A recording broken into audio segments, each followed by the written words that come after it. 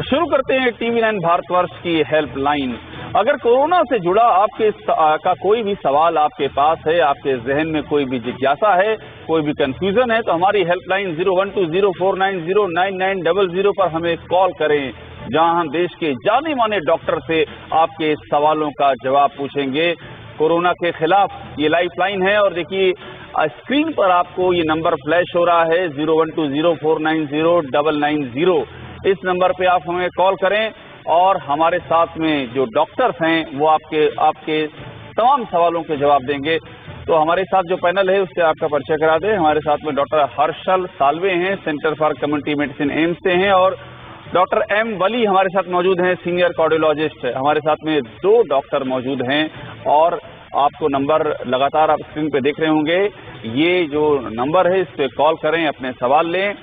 और सबसे पहले हम इस बातचीत की शुरुआत करते हैं डॉक्टर वली हमारे साथ जुड़े हुए हैं। डॉक्टर वली, अभी जो स्थितियां आ रही हैं, हम ये लगातार दिखा रहे हैं कि गांवों में संकट गंभीर होता जा रहा है। आपका अपना असेसमेंट क्या है? गांवों में ये जो संकट है इसकी मियाद कितनी ज्यादा आपको लग रही है? क्या अभी जो तस्वीर आ रही है इससे भी ज्यादा परेशान करने वाली तस्वीर इंतजार में है? बिल्कुल, गांवों में जो हम काम कर रहे हैं या जो दिखा रहे हैं काम कर रहे हैं, उसमें मैं ये चाहूंगा कि हम बिल्कुल दिल से अपने ग्रामीण जो लोग हैं उनके लिए तन मन धन से लग जाए, क्योंकि हमारा भारतवर्ष जो है गांवों में रहता है। हमारा भारतवर्ष जो है गांवों में रहता है। तो मैंने कल यही कहा था कि अब भारत में कोरोना आ गया। तो ये जो जरूरी चीज है वो ये है कि हमको बहुत सिंसियरली ये देखना है कि गांवों में कितना कोरोना क्वांटिफिकेशन उसका करना है, फैला है, और वहाँ पे परमानेंट तैनात करना है। कल बहुत से चैनल्स ने, मुझे बड़ा अफसोस हुआ, वहाँ की दयनीय दशा को दर्शाया है। बहुत वहाँ गंदगी भी दिखाई है, कुछ सेंटर क्लोज हैं, कहीं ताले लगे हुए हैं, तालों को कैमरे में फोकस कर करके दिखाया है। ये मुझको बड़ा एक स्वास्थ्य व्यवस्था जो चरमराई हुई है उसका ज्ञान होता है। डॉक्टर वली, उम्मीद इस बात की है कि जो तस्वीरें हम दिखा रहे हैं, उम्मीद इस बात की है कि इन तस्वीरों पर जल्दी से जल्दी एक्शन हो, चुकी आप जो कह रहे हैं वो बड़ी बात है। ये हालात और खराब हो सकते हैं। इम्पोर्टेंट चीज, नड्डा साहब, आदरणीय नड्डा साहब जब हेल्थ मिनिस्टर थे तो बहुत बड़ा इसका पब्लिसिटी हुआ था कि 17 साल के बाद स्वास्थ्य मंत्रालय ने संज्ञान लिया है और न्यू हेल्थ पॉलिसी लाए हैं। उस न्यू हेल्थ पॉलिसी में जो मुझे सबसे अच्छा बिंदु लगा था, पॉइंट लगा था, वो ये था कि हमें ग्रामीण इंफ्रास्ट्रक्चर को अपग्रेड करना है। ठीक है। तो मैंने कई चैनल पर उस समय बोला था कि जो एग्जिस्टिंग हमारे प्राइमरी हेल्थ केयर सेंटर हैं, डिस्पेंसरीज हैं, जो छोटे छोटे गाँव में पंचायत लेवल पे जो फंक्शनल नहीं है, जो मुझे नहीं पता था ऐसे ताले लगे उनमें, तो जो फंक्शनल नहीं है, जहाँ नर्सेज और डॉक्टर रहना नहीं चाहते क्योंकि वहाँ सुविधाएं नहीं है, तो उनको ही एक्टिवेट कर लेना है। डॉक्टर वली हमारे साथ में कॉलर जुड़ रहे हैं, जरा उनके सवाल लेते हैं। वो सवाल बहुत ही जरूरी है क्योंकि आप जो जवाब देंगे उससे कईयों की जिज्ञासा का समाधान होगा। हमारे साथ में सरजील जुड़ गए हैं बिहार से। सरजील, पूछिए अपना सवाल।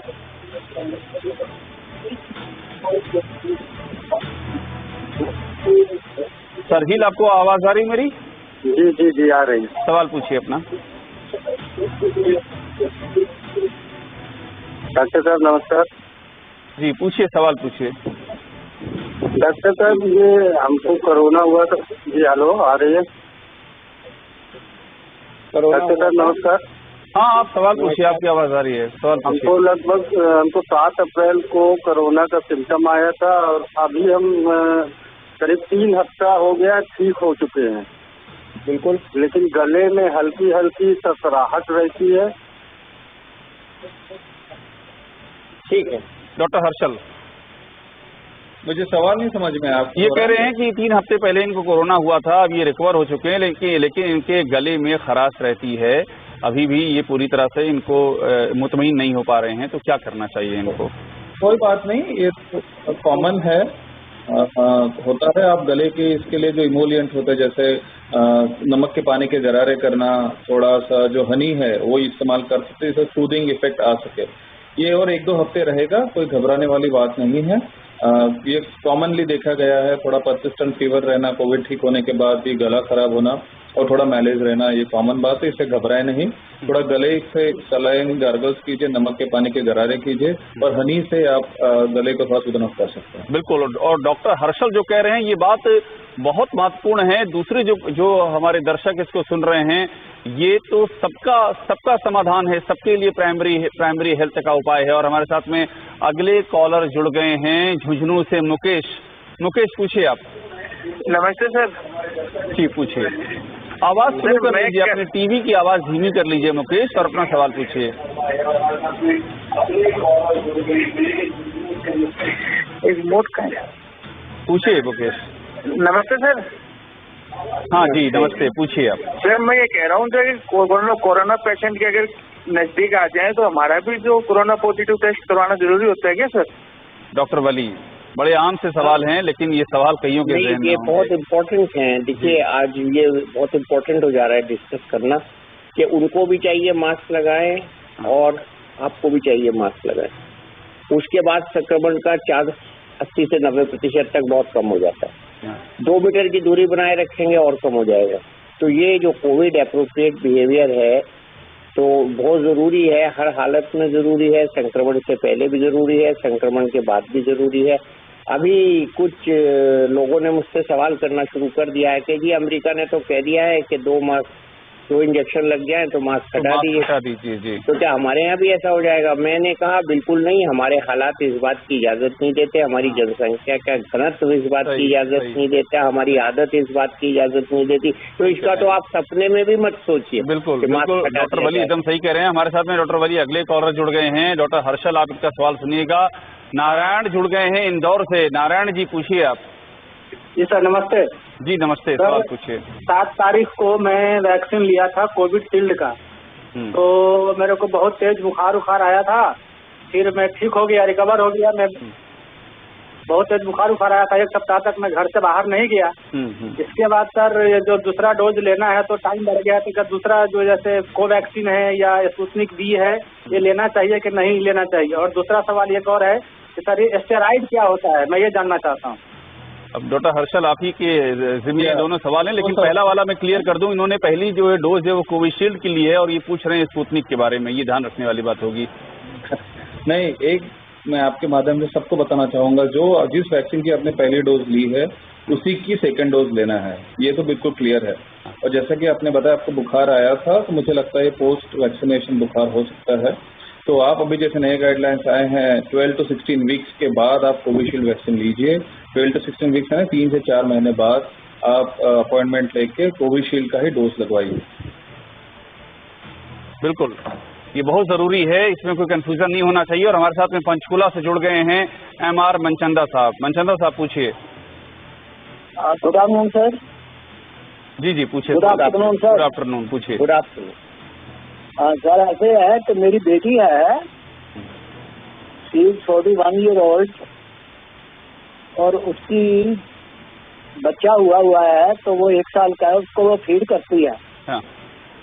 तो क्या वो इंजेक्शन लगवा सकती है कि नहीं? जैसे आप कहते हैं ना कि प्रेग्नेंट वुमेन तो नहीं लगवा सकती, तो क्योंकि वो बच्चे को दूध देती है, बच्चा जो 1 साल का है, तो क्या वो इंजेक्शन लगवा सकती है कि नहीं? She is 41 year old. Doctor Wali, जहाँ तक साइंटिफिक स्टडीज का सवाल है सर, और ऐसी कोई अभी तक प्रूफ नहीं मिला है कि प्रेग्नेंट लेडीज को वैक्सीनेशन करने से कोई नुकसान होता है, लैक्टेटिंग मदर्स को नुकसान होता है।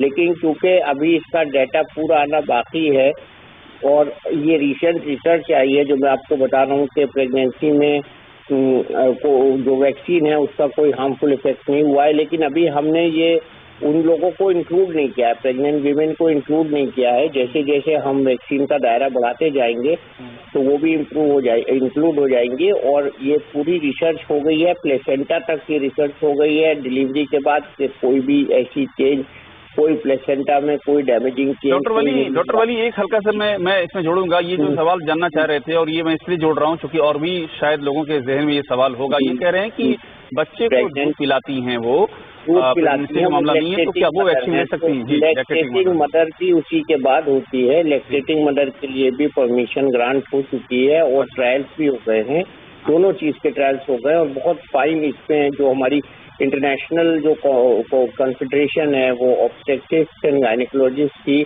और इंडिया में बॉम्बे में उन्होंने भी रिजॉल्व कर दी है इसकी सेफ्टी। बट अभी चूंकि हमने दायरा बढ़ाया नहीं है 18 साल से कम वालों का, उसी के साथ देखा जाएगा कि प्रेग्नेंट और लैक्टेटिंग बोथ मदर्स के लिए वैक्सीन जो है कब दिया जाएगा। सेफ्टी के बारे में जहाँ तक सवाल है, सेफ है, ठीक है। और हमारे साथ में हरियाणा से अगले कॉलर जुड़ रहे हैं, भीम जी, पूछिए। नमस्कार सबको सर मेरा। जी नमस्कार सर, मेरे को कोविड हुआ था 30 अक्टूबर को, तो मैं रिकवर हो गया था जी। हाँ। तो उसके बाद में वैक्सीन लगवाने गया 30 तारीख को। हाँ। तो उन्होंने पूछा, जो स्टाफ नर्स थी, हाँ। उन्होंने कहा कि आपको क्या है, मैं ग्लूकोज रिएक्शन करता है, तो उन्होंने मेरे को वैक्सीन नहीं लगाई। हाँ। तो इसके लिए क्या करेंगे आप सर? क्या आपको क्या रिएक्शन करता है, फिर से बोलिएगा? ग्लूकोज रिएक्शन करता है आपको?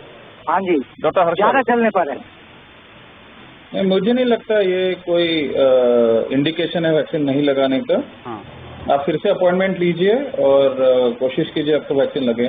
जैसे आपने कहा था अक्टूबर में आपको कोविड हो चुका है, तो कोविड होने के बाद वैक्सीन लगाने का उतना इंडिकेशन बनता नहीं है, क्योंकि नेचुरल इम्यूनिटी ही काफी देर तक पाई गई है, 1 साल के आसपास तक कारगर साबित हुई है। तो आपको जल्दी करने की जरूरत नहीं है, लेकिन जो आपने बताया वो इंडिकेशन नहीं है वैक्सीनेशन नहीं लगाने का।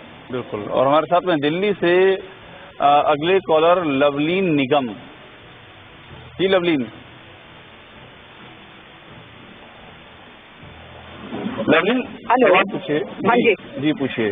हाँ, मेरा सवाल ये है कि जैसे आयुर्वेद वाले बोलते हैं महासुदर्शन काढ़ा लो, इसी तरीके से होम्योपैथी एस्पियोडोस्पर्मा का नाम ले रहे हैं, हाँ। एलोपैथी वाली भी मल्टीविटामिन और सब कुछ लेते हैं।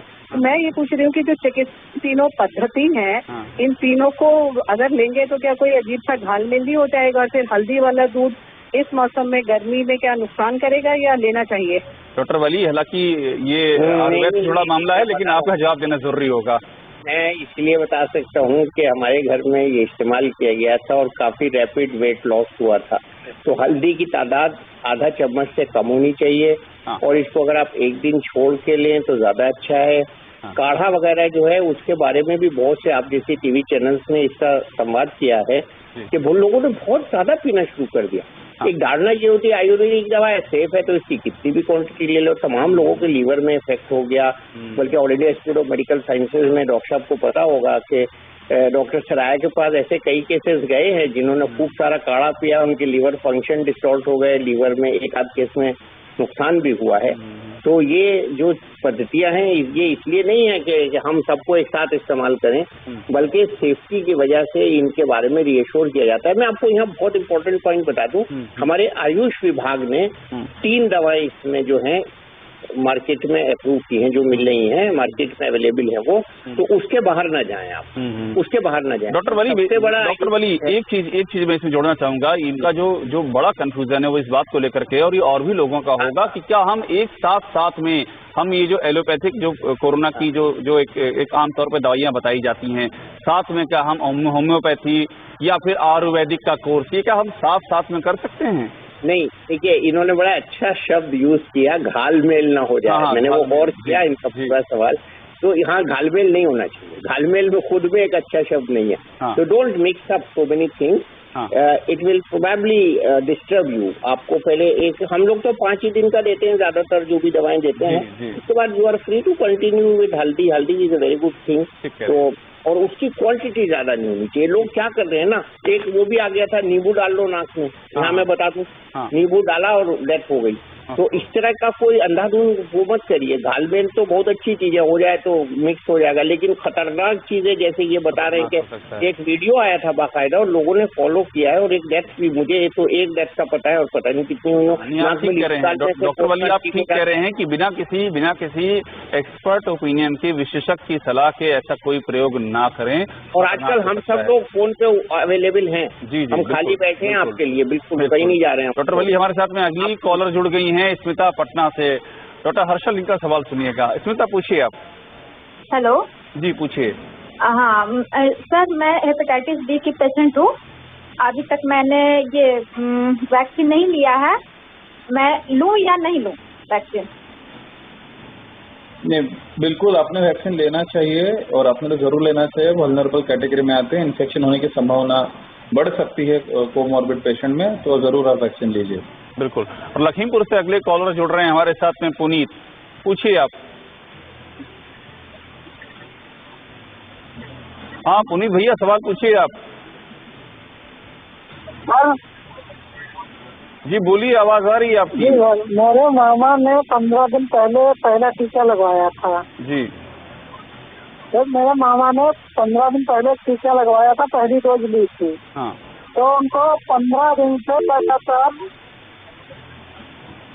और उन्हें 15 दिन से बुखार आ रहा है। हाँ। तो ऐसी स्थिति में क्या करना चाहिए? डॉक्टर वली। 15 दिन से बुखार आना टीके का बुखार आमतौर पर नहीं हो सकता। जैसे अभी डॉक्टर साहब ने बताया था दूसरे बुखार में, तो इसके लिए आप डॉक्टर को दिखा के पता लगाइए उनको और कोई एग्जिस्टिंग इन्फेक्शन तो नहीं है जिसकी वजह से बुखार है। लेडीज में आमतौर पे यूरिनरी ट्रैक्ट इन्फेक्शन और आजकल कोविड के केसेस के साथ फॉल्स पॉजिटिव या पॉजिटिव टाइफाइड के केसेस आए और एक आध केस में डेंगू भी आया। तो इस तरह की जो पॉसिबिलिटी है वो आपका डॉक्टर तुरंत टेस्ट करा के पता लगा देगा। उस पर आप बुखार पे ध्यान दीजिए, कोविड के टीके के ऊपर ध्यान मत दीजिए, वो तो हो गया। बिल्कुल।